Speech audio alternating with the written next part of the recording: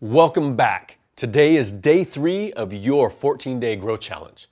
Yesterday, I introduced you to the power of full engagement, the principle that in order to fully engage life, we have to learn how to harness the power and the energy of 4 areas of our lives: our spiritual, our physical, our relational, and our vocational pillars. I also introduced you to the 3-phase framework for your 4-pillar playbook. Phase 1 is you got to get clear, where we define habit-forming goals. Phase 2 is where we get a plan, where we create a habit-forming system. And then phase 3 is where we get going, where we engage habit-forming coaching. Today's training is focused on getting clear on your current reality through what we call the ADD method. So let's get started.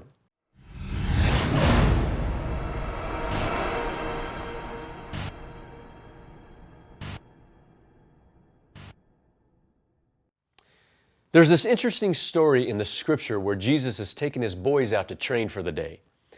And as they head out, they realize that we forgot to bring bread. Well, Jesus, knowing that they did not have any bread with him, he walks up to his men and he decides to drop a little mental bomb right in the middle of their conversation. He says, "Be careful of the yeast of the Pharisees and the Sadducees."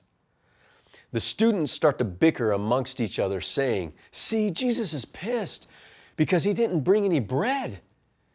And Jesus hears what they're arguing about, and he begins to teach them. He says, "This is not about bread, boys. I can make bread anytime I want. I've already shown you that I can feed 4,000 to 5,000 people with bread and fish anytime I want." He then goes on to tell his men that the yeast that he's speaking about is a metaphor for the corruption that has entered into the ranks of the religious leaders in their community. Now, I don't share this story to preach to you. I share the story because there's a key principle sitting right in the middle of this story that is extremely valuable for our growth. See, yeast is the stuff that makes bread rise. When yeast is put into a batch of bread dough, it becomes a permanent part of the dough. There is now a ratio of yeast to dough.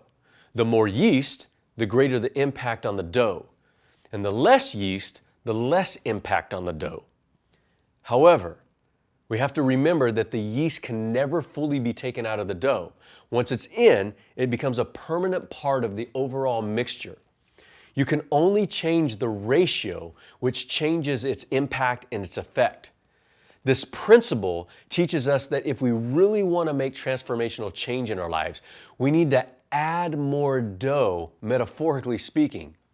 When we emphasize adding good stuff to our life, it will begin to naturally push out the bad stuff that is corrupting our progress. We live in a culture that is so quick to identify the yeast, right, in our lives, and then try to self-will the discipline to quit that thing that is holding us back. However, this bends our minds toward negative energy and is the reason why so many people fall and fail at New Year's resolutions.